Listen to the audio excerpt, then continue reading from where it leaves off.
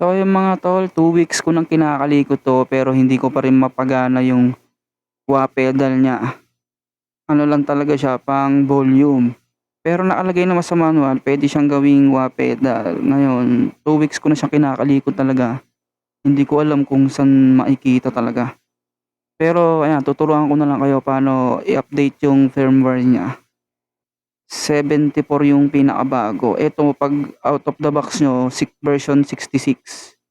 Pero ngayon may nilabas si mBabe na version 74, 'yan. So ayan, punta lang kayo sa website na 'to, tapos click niyo yung other software, click niyo 'tong M-Upgrade, tapos download niyo Windows. Tapos para makuha niyo naman yung pang-update niyo, click niyo 'tong PC firmware.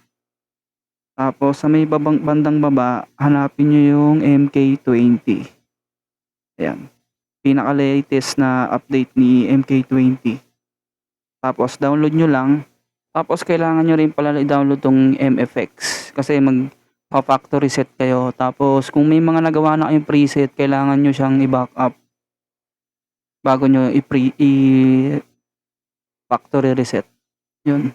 Ayan, open niyo lang yung M-Upgrade, tapos ganyan yung lalabas. Dapat naka-connect yung MK20 niyo, Tapos select firmware, yung dinownload niyo kanina. Yan, hanapin niyo lang tapos select, open, tapos yan, version 74. Tapos yan, update niyo lang, antayin niyo lang matapos. So ayan, kita niyo version 66, gagawin natin siyang version 74.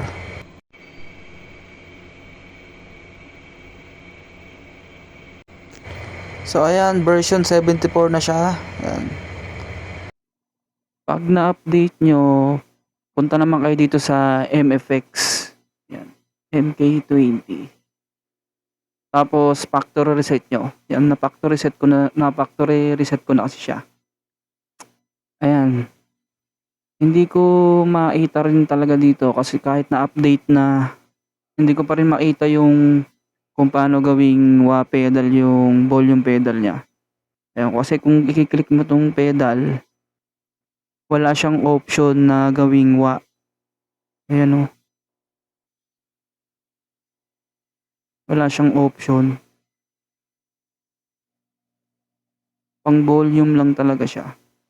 Siguro a-update pa 'to. Ayan, ganyan lang mag-update.